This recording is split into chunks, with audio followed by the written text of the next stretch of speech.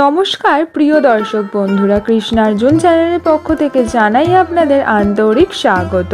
জ্যোতিষশাস্ত্র অনুযায়ী ন্যায়ের দেবতা শনিদেব 18 অগস্ট রাত 10টা বেজে 3 মিনিটে পূর্বা ভাদ্রপদে প্রথম অবস্থানে প্রবেশ করবেন এবং 3রা অক্টোবর অবধি একই অবস্থানেই থাকবেন।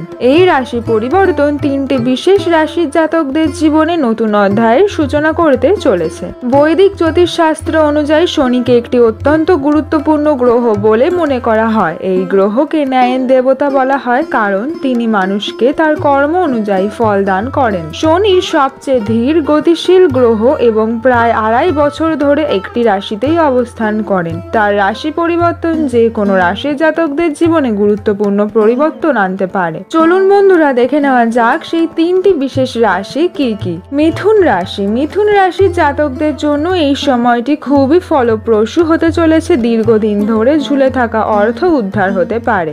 মানসিক চাপ থেকে আপনি শীঘ্রই মুক্তি পাবেন। চাকরি এবং অর্থের দিক থেকে উন্নতির সম্ভাবনা রয়েছে। কুম্ভ রাশি। কুম্ভ রাশির জাতকদের জন্য এই সময়টি খুবই ভালো। বৈষয়িক সুখ অর্জিত হবে। স্বাস্থ্য সংক্রান্ত সমস্যা থেকে এবার মুক্তি পাবেন আপনি। পরিবারে যে সমস্যা চলে আসছে তার অবসান হবে এবার। ব্যবসায় বৃদ্ধি এবং ধর্মীয় কাজে বাড়বে আগ্রহ।